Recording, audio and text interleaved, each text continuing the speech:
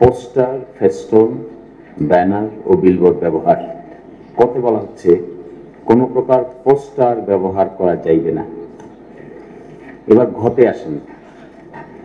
এই ক, খ, গ, ঘ, ঘোড়ার ঘ, এখানে কি লিখছেন আপনারা? লিখছেন কোন প্রতিদ্বন্দ্বী প্রার্থীর লিফলেট, হ্যান্ডবিল, পোস্টার, ফেস্টুন।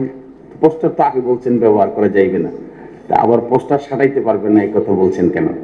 আমি মনে হয় প্রথমে একটু বলে দিই, মুদ্রণজনিত ভুলটা আছে এবং আমাদের নলেজে আসছে এবং আমরা অলরেডি এটা সংশোধনের ব্যবস্থা নিয়েছি। Okay, it should be, otherwise people will laugh at you.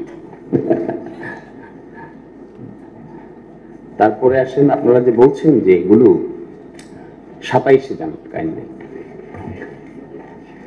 বিধিমালা লঙ্ঘন শাস্তিযোগ্য অপরাধ। The representative of the people order 1972 এর আর্টিকেল 91B3 মোতাবেক কোন প্রার্থী বা তাহার পক্ষে অন্য কোন ব্যক্তি নির্বাচন পূর্ব সময়ে এই বিধিমালার কোন বিধান লঙ্ঘন করিলে উহা হইবে একটি অপরাধ। You are creating an offense. Election Commission is giving birth to an offense in violation of the আচরণ বিধি। You are creating an offense. And তজ্জন্য তিনি 6 মাসের কারাদণ্ড অথবা অনধিক 1,50,000 টাকা অর্থদণ্ডে অথবা উভয় দণ্ডে দণ্ডনীয় হইবেন। তো এই আচরণবিধি খুঁজে তো পাওয়া যায় না। Who will impose the punishment? Where? আপনার এই আচরণবিধি তো নাই কোথাও। ওইটা বলতে হয়তো কোর্টটা কে নির্ধারণ করবে? Who will determine the forum?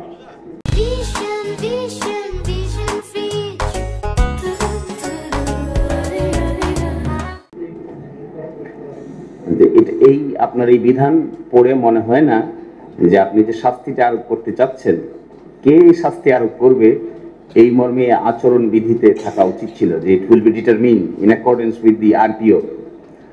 Otherwise এটা পড়ে একটা কনফিউশন বিল্ড আপ হবে এবং একজন ব্যক্তিকে আপনারা 1,50,000 টাকা অর্থদণ্ড উভয় দণ্ডে দণ্ডিত হইবেন, এটা ওই ব্যক্তিটা। আবার পরবর্তীতে ক্ষতে বলছেন কোন নিবন্ধিত রাজনৈতিক দল নির্বাচন পূর্ব সময়ে এই বিধিমালার কোন বিধান লঙ্ঘন করিলে উহা হইবে একটি অপরাধ। তোর জন্য উক্ত রাজনৈতিক দল, what do you mean by that? কোন রাজনৈতিক দল, আগে তো পানিশমেন্ট দেওয়া হচ্ছে পার্টিকুলার পার্সনকে, তাহার পক্ষে বা কোন প্রার্থী বা তাহার পক্ষে অন্য কোনো ব্যক্তিকে পানিশমেন্ট দেওয়া হচ্ছে।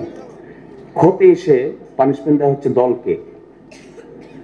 How will you determine যে ঘটনাটা ঘটবে একজন ব্যক্তি ভায়োলেট করবে? Suppose I as a candidate violated your rules. I have been imposed punishment for 6 months, and at the same time my party will be punished for 1,50,000. এটা মনে হচ্ছে তো it's not clear. What you are saying is not sufficiently clear. তাহলে আমার এই অপরাধের জন্য আমি will be একবার punished, my party will be other way around punished. আর না হলে পার্টির এন্টিটি কিভাবে পানিশমেন্ট দেওয়া হবে আলাদা করে পার্টিকে? That should be determined, otherwise confusion হবে।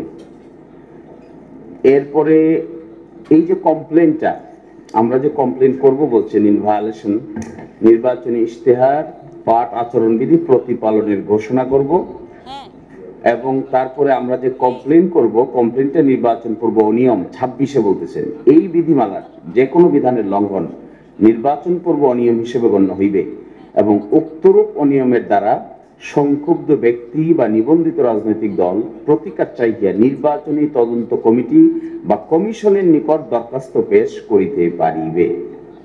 এবং তার ডিসপোজাল কি হবে, কতক্ষণের মধ্যে ডিসপোজাল করবে?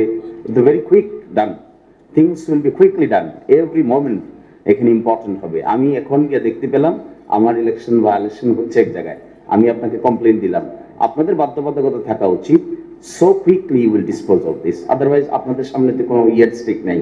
আমি কমপ্লেন দিয়ে বসে থাকবো, আপনারা ডিসপোজ করবেন না, আমার আর কিছু করার থাকবে না। সুতরাং you should have a time limit, time frame, যে এত ঘন্টার মধ্যে এত সময়ের ভিতরে আপনারা এগুলো ডিসপোজ করবেন। এখানে একটা ইনক্যাপাসিটির প্রশ্ন দাঁড়াইতে পারে, রাষ্ট্র ওয়াইজ, সারা দেশ ওয়াইজ হবে, কমপ্লেন শত শত পড়তে পারে। এই শত শত কমপ্লেন ডিসপোজালের সময়সীমা নির্ধারণ করা উচিত। এর আগে 24-এ বলছেন, এটাকে মনে হচ্ছে না তো ম্যান্ডেটরি, এটা মনে হচ্ছে একটা অপশনাল কিছু বলে দিচ্ছেন যে প্রতীক বরাদ্দের পর পারস্পরিক সম্প্রীতি সৌহার্দ্যপূর্ণ পরিবেশে নির্বাচনী প্রচারণার উদ্দেশ্যে রিটার্নিং অফিসার বা সহকারী রিটার্নিং অফিসার একই মঞ্চে সকল প্রার্থীদের উপস্থিতিতে তাহাদের নির্বাচনী ইশতেহার পাঠ এবং আচরণবিধি প্রতিপালনের ঘোষণা প্রদানের ব্যবস্থা করিতে পারিবেন। Do you mean this is mandatory, or এক জায়গায় করবে এক জায়গায় করবে না এরকম, নাকি চাইলে পারবে চাইলে পারবে না? আমার মনে হয় আপনাদের এখানে ইনডিসিশনে ভুগছেন। হোয়াট ইজ আমার আন্ডারস্ট্যান্ডিং অফ ল তে মিন হচ্ছে election commission is suffering from indecision. কোথা থেকে আপনারা ইনডিসিশনে ভোগেন I don't know, but you are suffering from some sort of indecision. আপনারা একদিকে বলছেন করিতে পারিবেন, সুনামগঞ্জের করতেই যদি হয় তাহলে আপনারা এটা করবে কে? ডিসি সাহেব, তো রিটার্নিং অফিসার তো ডিসি সাহেব, তো ডিসি সাহেব করবেন, তো চট্টগ্রামে ডিসি সাহেব করবেন, সিলেটের ডিসি সাহেব করবেন না, আবার বগুড়া ডিসি সাহেব করবেন, ফরিদপুর ডিসি সাহেব করবেন না, কেওয়াস হবে। এগুলো নিয়ে আরেকটা ইস্যু বিল্ড আপ হবে। যদি মনে করেন যে আমরা এই বিতর্ক করবো প্রার্থীরা, make it equal to each and every day, তাহলেই নতুনত্বটা আসবে। আমার ধারণা এই আলোচনাটা আপনারা একটা নতুন কালচার ডেভেলপ করার জন্য এনেছেন, যেটা কনস্ট্রাকটিভ বাংলাদেশের কথা আমরা যে বলছি এটাকে সামনে রেখে, কিন্তু এটাকে আমার বিবেচনায় সকল ক্ষেত্রেই প্রযোজ্য করা উচিত। Let it be discussed in every district. এটাই নতুন প্রজন্মের মানুষের কাছে ইনোভেটিভ কিছু আইডিয়া দিবে আর কি।